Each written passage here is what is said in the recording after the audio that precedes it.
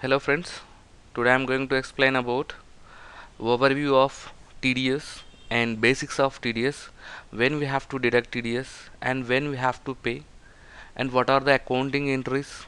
So I'll explain step by step. And before this, visit www.waytosimple.com. Here you can learn accounting related, tally related, tax, payroll, digital marketing, interview question and answers, and other important topics here. And also there is a option ebooks here with the reasonable prices, accounting and tally RP and basics. Just click on this ebook, and here you can see description or syllabus of ebook. So if you want to buy any ebook, you just click on add to cart. Just click on add to cart,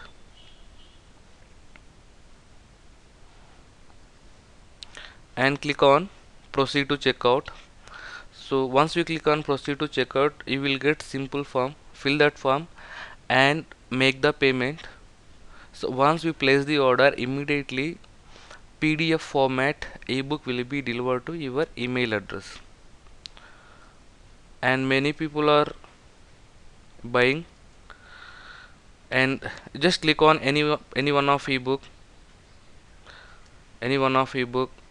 like payroll accounting. Just click on payroll accounting. So here you can see syllabus, and if you want to buy, just click on add to cart and buy.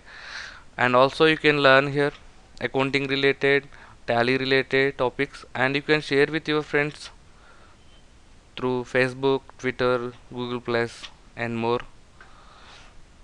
And coming to our topic today, the full form of TDS is tax deducted at source. The payee is required to deduct TDS before making of certain payments, and TDS should be deducted when threshold limit exceeds. So you will get all this information in waytosimple.com website. And TDS should be deducted at the time of payment or date of invoice received, whichever is earlier, and TDS should be deducted. So when we have to deduct the TDS should be deducted at the time of payment or date of invoice received, whichever is earlier. Suppose today I have received invoice, today I can deduct TDS and I can post the entry. Or so if you made any payment, so at the time of payment you have to deduct TDS. Okay, and the payee has to deduct TDS and has to pay to the government, okay, within the due date. And suppose TDS on professional charges, for example, we have to pay TDS audit fee to the auditor. Say example 1 lakh, and there will be CGST and SGST, so 9,000, and 10% is on 1 lakh, TDS will be 10,000. And if you add all debits 1 lakh, 9,000, it will be 1 lakh 18,000 minus less 10,000 of TDS. So we are payee, so we have to deduct 10,000, and we have to pay 1 lakh 8,000 to the auditor. And this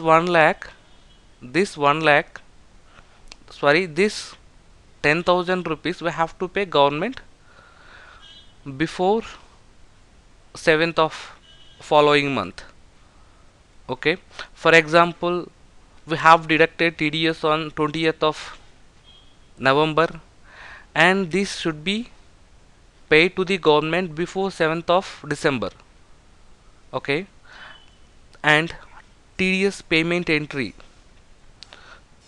So you have to create ledgers like TDS and professional charges with the code 194J section code, debit 10,000, and bank account credit. Okay, so like this we have to deduct and we have to record entries. And see here, interest on late payment of TDS. Assume TDS is paying after due date, that is on 10th.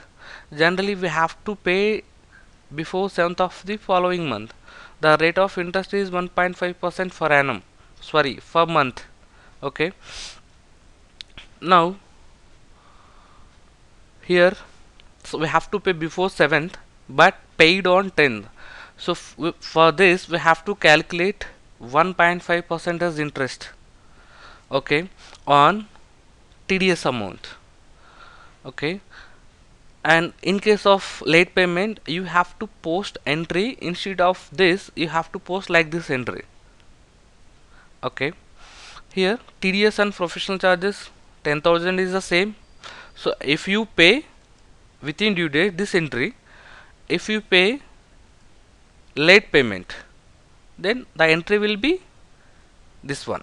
Okay, so TDS and professional charges debit 10,000, interest account debit 150 rupees and to the bank account. So like that. And some more examples. TDS on commission charges. If you pay any commission, so the entry will be commission charges debit, and the applicable taxes CGST, SGST. So in case of local, this 4,500 and TDS on commission deducted tax is 2,500 and to vendor. So three debits add three debits, that is 59,000 minus 2,500.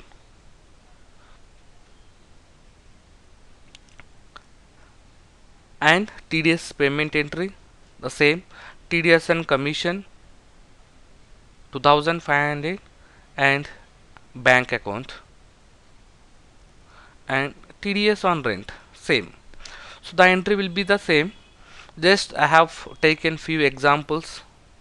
And rent expenses debit, CGST, SGST applicable taxes debit, and TDS on rent and bank account. Okay, and TDS payment, TDS on rent debit, and if you made any payment you have to record this entry. And TDS on payment to contractors, this is also same. So you have to check, you have to follow TDS rates as per TDS threshold limit, you have to deduct TDS. And see here, contractor job work charges is a 40,000 rupees we have to pay, and the CGST, SGST will be 3,600, and TDS on contractors, that is 2% is 800 rupees, and this is we have to pay. And TDS payment, TDS on this entry will come here,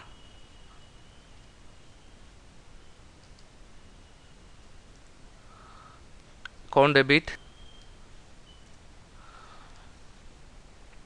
You can here vendor account. Okay, and coming to TDS receivable,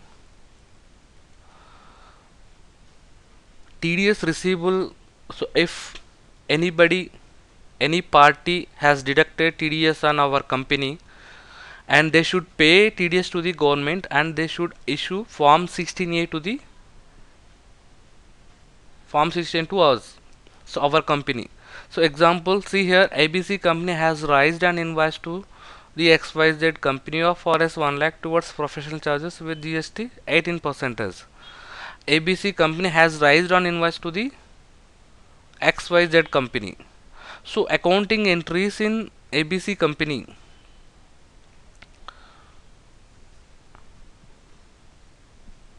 Because XYZ company account debit, XYZ company's debtor. 2. This is income, professional charges received. So earlier I told you that is expenses, this is income. Okay. And CGST, SGST credit, and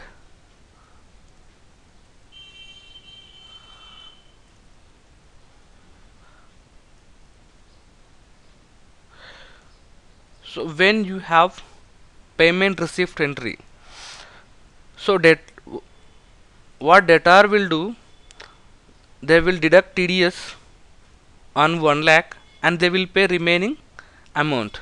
So here TDS receivable debit and bank account debit and party name credit. See here, opposite to this entry. Here we are paying to the auditor. Here we are receiving from customer. We paid earlier. Here we raised invoices to XYZ company.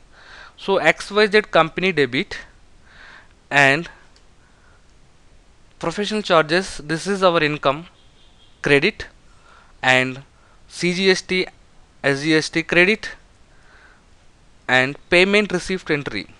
So here total 1,18,000 we have to collect from customer, but customer has paid only 1,08,000. The remaining 10,000 he deducted TDS and he paid to the government, and he issued form 16A for 10,000 rupees. So this 10,000 TDS receivable amount you can adjust against tax payable amount. So after completion of financial year, while filing of income tax return, this we can reduce and remaining we have to pay.